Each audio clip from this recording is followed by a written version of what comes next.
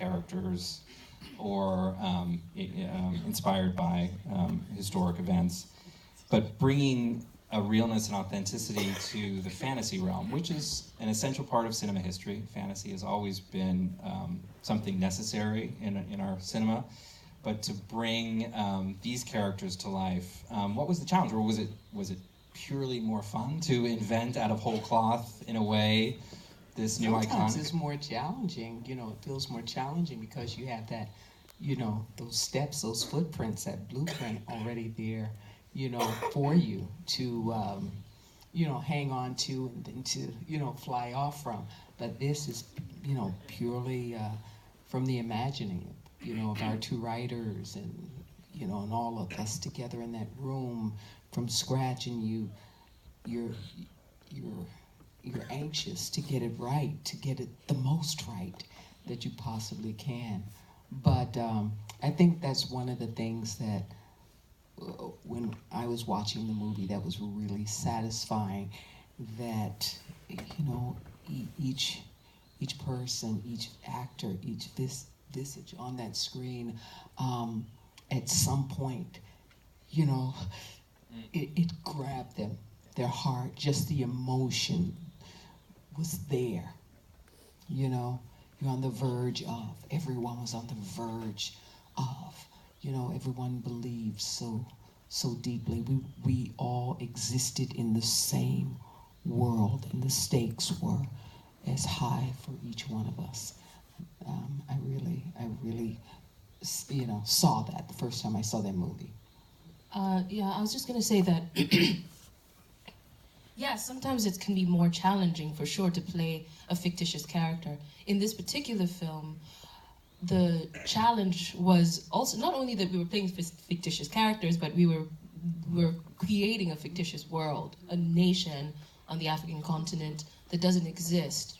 But the opportunity was to really deliberately, specifically borrow from the real continent and pay homage to realities that we know, but never really get the limelight or the recognition that they deserve.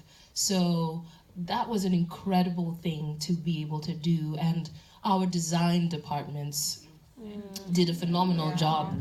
So much of the work to get us there, The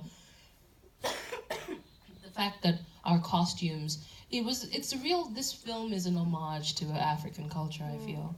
And it borrows from everywhere. We're talking traditional and contemporary alike.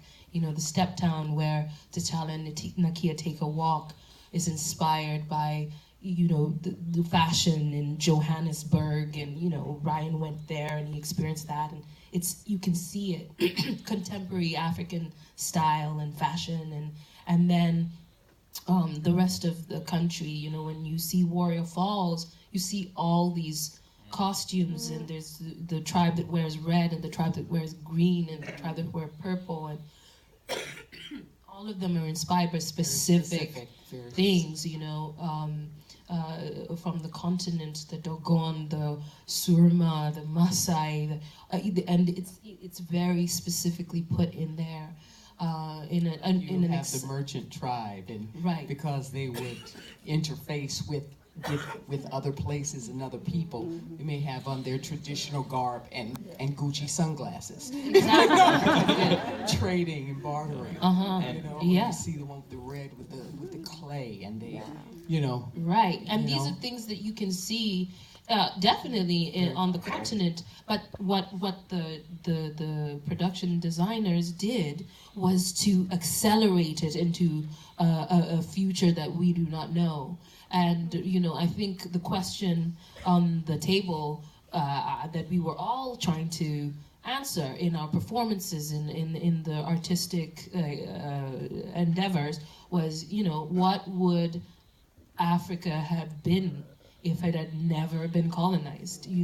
When an African nation had the opportunity to develop on its own terms, and that's Wakanda.